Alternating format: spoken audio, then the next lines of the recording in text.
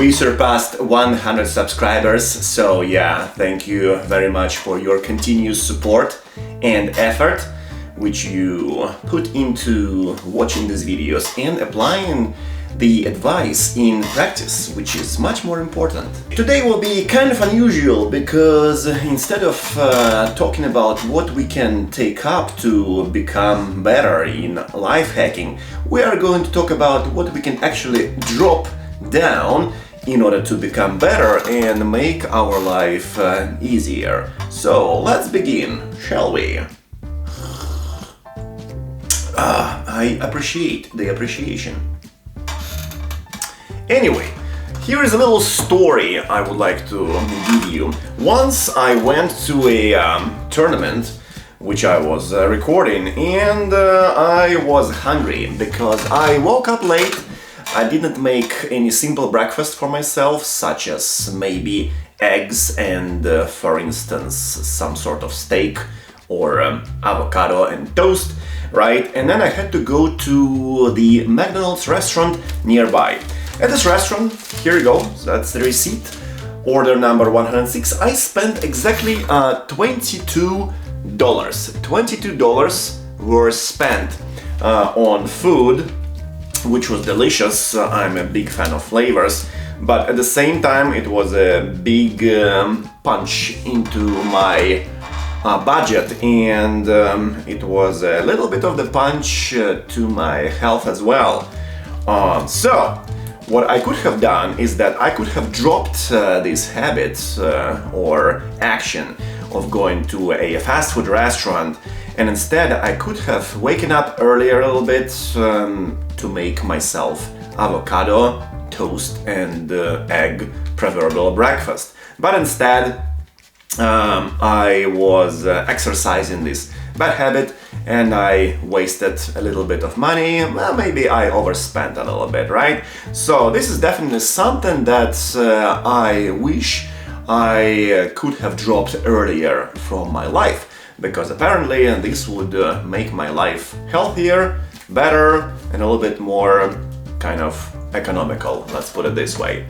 Instead of spending those $22, I could have bought this knife with which I would inspiredly cut my fruits and vegetables in the morning. This is a very nice shape of the knife, and on Amazon it costs just right about 14 bucks with taxes. So it's a pretty good deal, I'll tell you what. If you think about that, if you do something that requires energy, it requires time, it requires money, just like going to a McDonald's restaurant or some other restaurants, especially if you overdo it, it will require quite a bit of money, to be honest, right?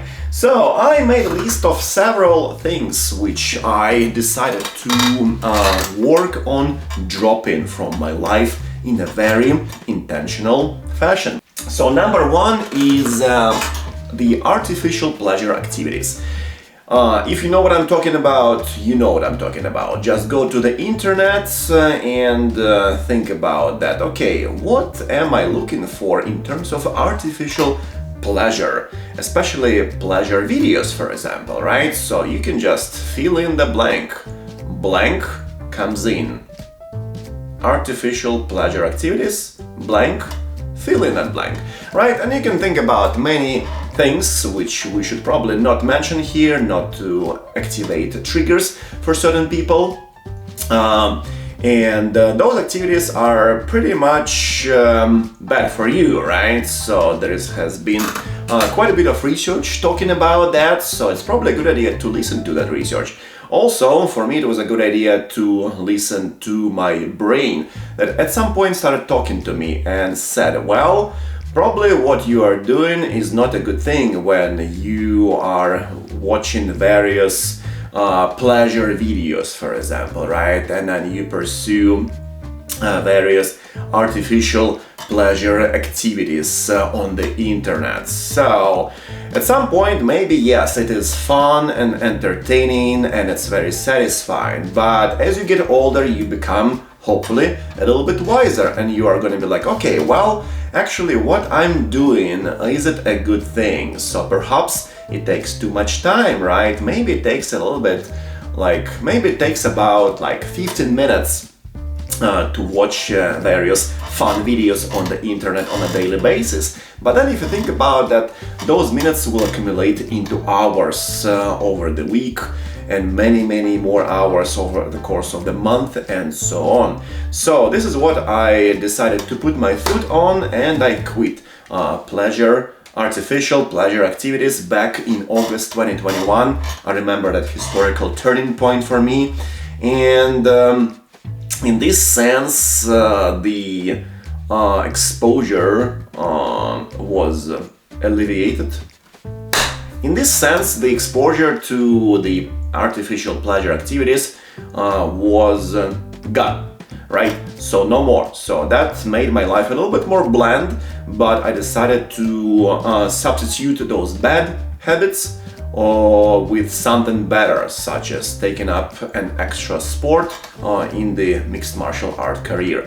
I became slightly better wrestler maybe after that, which is a much better way to spend my time, I thought. You can become maybe a better tennis player, right? So instead of doing those artificial pleasure activities, you can take up the sport of tennis, or maybe you can play badminton. This is also like a very nice, fun and entertaining sport, as long as it's not too windy in the street. So, but just make a mindful substitution. Maybe you can play zurna. Zurna is a great musical instrument to take up. Many examples. So, but drop artificial pleasure activities, substitute them with something more effortful, and then you will be much more satisfied, because you will be now the main character who is acting upon all those good things. And this is much more fun than observing somebody doing fun things. You know what I'm saying. Limit TV. TV is fun, but according to statistics, people watch about 2 to 4 hours TV in the United States of America a day. To me, that's a lot of time, even though it is maybe like 2 hours a day, so multiplied by maybe like 5, right? So what is that? You spend about 10 astronomical hours on watching TV. This is honestly quite a bit of time. And again, you can spend some of that time on learning how to play oud, or learning how to play zurna, so which is going to be much better for you, because, for example, you develop your brain, that's number one, and you can also impress somebody, right? So maybe guests come over and you play a little bit of zurna that you have just learned, and this sounds amazing, pun intended. So I decided to listen to my soul, and what the soul told me. Well, Oleg, you are watching TV a little bit too much. Maybe it's a little bit too much of the Netflix series, maybe it's a little bit of the too much Marvel series, whatever it might be.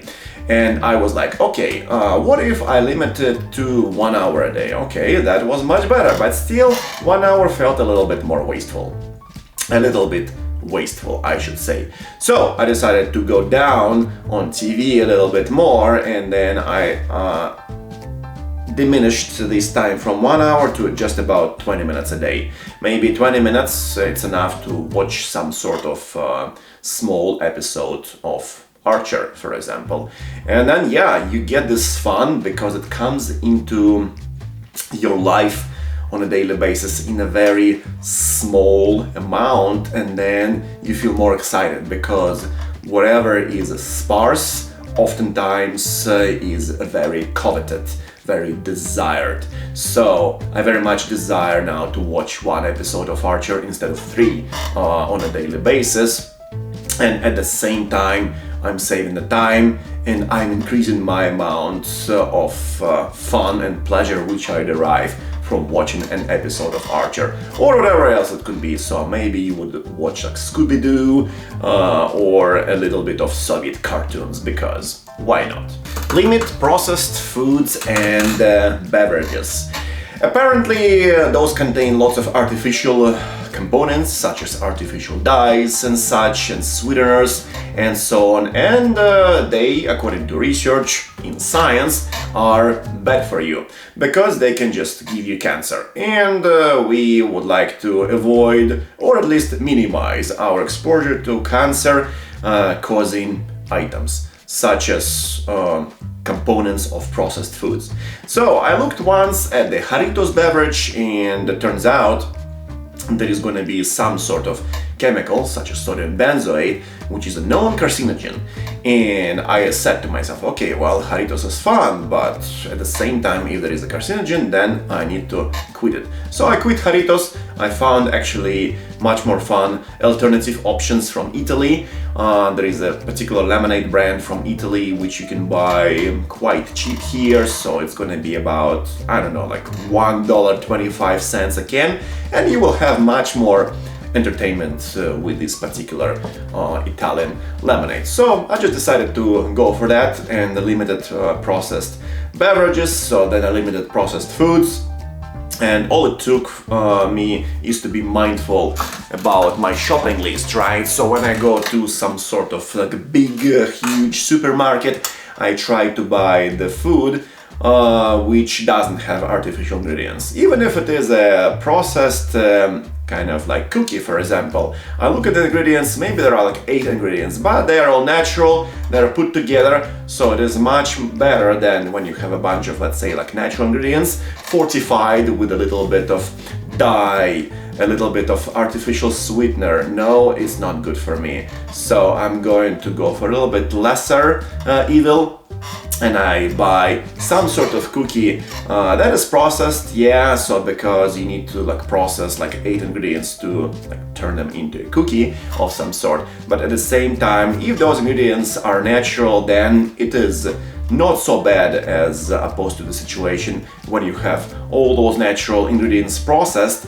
and artificial dyes and sweeteners on top of that. So just be mindful and read. Reading is a good skill, and it's not a big deal to read a list of ingredients on your favorite cookie package. Here we come, limit social media. Social media, when I was exposed to that a lot, was consuming a lot of my time during the day. So, for example, I could watch many reels during the day, and then I realized, well, what am I doing with my life? My ancestors probably were not doing that.